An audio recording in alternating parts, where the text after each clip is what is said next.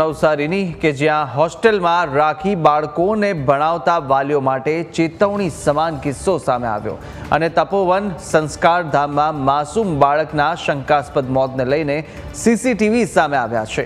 હોસ્ટેલના વોર્ડનની બેદરકારીના CCTV footage સામે આવ્યા, જ્યાં વોર્ડને બાળકની તકલીફ સમજી નહીં અને તેની બાજુમાં બેસી રહ્યો। ત્યારે મેઘના પરિવારે તપોવન સંસ્કારધામ ઉપર બેદરકારીના આક્ષેપ લગાવ્યા છે। મેઘ જૈન તરફડિયા મારતો રહ્યો પણ તેને હોસ્પિટલ ન લઈ જવાયો। રાત્રે 1:15 થી સવાર સુધી મેઘ પીડાતો રહ્યો હતો અને જેના સીસીટીવી પણ સામે આવ્યા છે। તેમાં દેખાય છે કે કેવી રીતે મેઘ છે તે પીડામાં હતો, તડફડિયા ખાઈ રહ્યો હતો, દવાખાનામાં ન લઈ જવાયો। પરિવારે સંસ્થાની બેદરકારી સામે કડક પગલાં લેવા પોલીસ વિભાગને હવે વિનંતી કરી છે। વિસેરા રિપોર્ટ આવ્યા બાદ જ મેઘ જૈનના મોત પ્રકરણમાં નવો વળાંક આવી શકે છે। તો આ તરફ હોસ્ટેલમાં રાખી અને બાળકોને ભણાવવા માટે તમામ માતા પિતા માટે આ ચેતવણી સમાન કિસ્સો આવ્યો છે અને હોસ્ટેલના જે વોર્ડનની બેદરકારી કે આપ સીસીટીવી દ્રશ્યોમાં પણ જોઈ શકો છો। નવસારીના ધારાગીરી ગામની જૈન સમાજ દ્વારા સંચાલિત તપોવન સંસ્કારધામમાં અભ્યાસ કરતા મેઘ જૈનને અચાનક છાતીના ભાગમાં દુખાવો થયો હતો। મેઘને પ્રાથમિક સારવાર આપ્યા બાદ હોસ્પિટલ ખસેડવામાં આવ્યો હતો। તે દરમિયાન ફરજ ઉપર રહેલા ડોક્ટરે મૃત જાહેર કર્યો હતો। પરિવારે તપોવન ધામે પૂરતી કાળજી લીધી હોય તેવા આક્ષેપો કર્યા છે।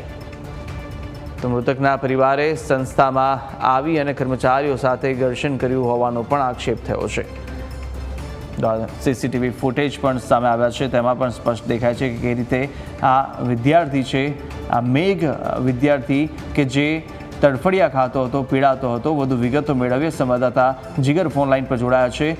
જીગર, જે રીતે આ સીસીટીવી દ્રશ્યો પણ સામે આવ્યા છે અને તેમાં પણ સ્પષ્ટ દેખાઈ શકે છે કે કેવી રીતે તેને પીડા થતી હશે આ વિદ્યાર્થીને, માસૂમને, અને તડફડતા પણ ખાઈ રહ્યો હતો, પરંતુ જે વોર્ડન છે તે સતત તેની બાજુમાં બેસી રહ્યો, હોસ્પિટલ કોઈ ના લઈ જવાયું। કેવા આક્ષેપો થઈ રહ્યા છે અને શું આગળ કોઈ કાર્યવાહી કરવામાં આવી રહી છે?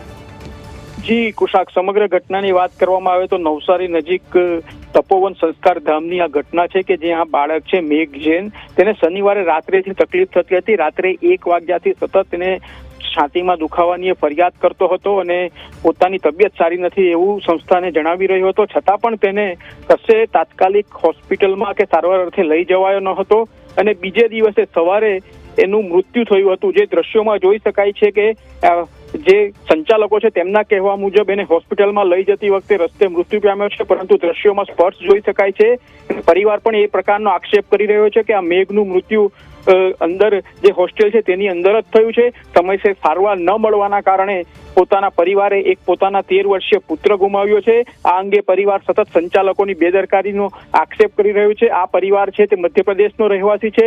હાલમાં પરિવાર પોલીસને રજૂઆત કરી છે પરિવારે કે આમાં તપાસ થવી જોઈએ। આ જે મોત છે તેના માટે સંચાલકો જવાબદાર છે। પરિવાર હાલ મૃત્યુદેહ લઈને પોતાના વતન મધ્યપ્રદેશ ગયો છે।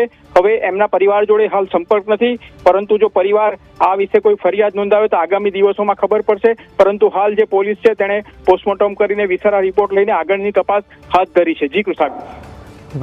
જીગર, માહિતી સાથે જોડાવા બદલ આપનો આભાર।